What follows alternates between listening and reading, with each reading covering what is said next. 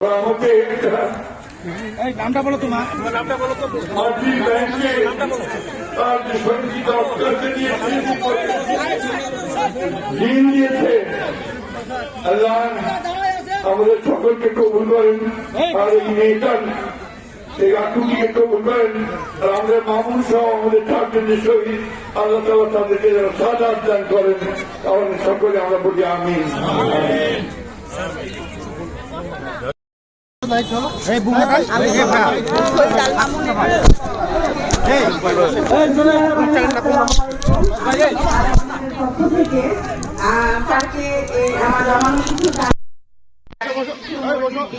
ওনাকে দিচ্ছি। আর আমি আপনাদেরকে কিছু বলতে চাই, এর আগের নির্বাচনে আমরা যেমন জীবন প্রাণ দিয়ে ধানের শীষ মার্কাকে জয়যুক্ত করার জন্য অনেক চেষ্টা করেছিলাম, এমনকি আমি নিজে বাক্স আটকাই দিচ্ছিলাম যে আমি নিজে ভোট দিতে পারিনি।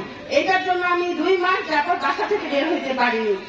এবারও আমরা চাবো যে মা বোন চাচা চাচিদেরকে সকলকেই আমি বলবো, এই ধানের শীষটা যে আছে 12 তারিখ পর্যন্ত আমরা সকলে পাহারা দিব, পাহারা দিব।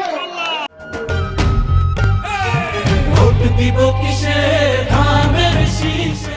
12 তারিখের পরে এটার দায়িত্ব নিবেন আলমগীর স্যার এবং তারেক রহমান ইনশাআল্লাহ। অবশ্যই আপনারা সকলে এই ধানের শীষটাকে, এই মূল্যবান ভোটটাকে কেউ নষ্ট করবেন না ইনশাআল্লাহ। আপনাদের কাছে অনুরোধ, আমার ভাই আল মামুন শহীদ উনি হয়েছেন, উনি কিন্তু বিএনপির জন্য অনেক কিছু করেছেন।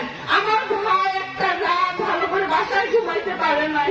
আমার ভাইকে কত জায়গায় সে লুকাই থাকতে হয়েছে, এমনকি বিয়ে করছে, বিয়ে নতুন বউকে রাখা বাইরে ছিল, কিন্তু তার এই স্মৃতিগুলো আমাদের এখনো কাঁদায়।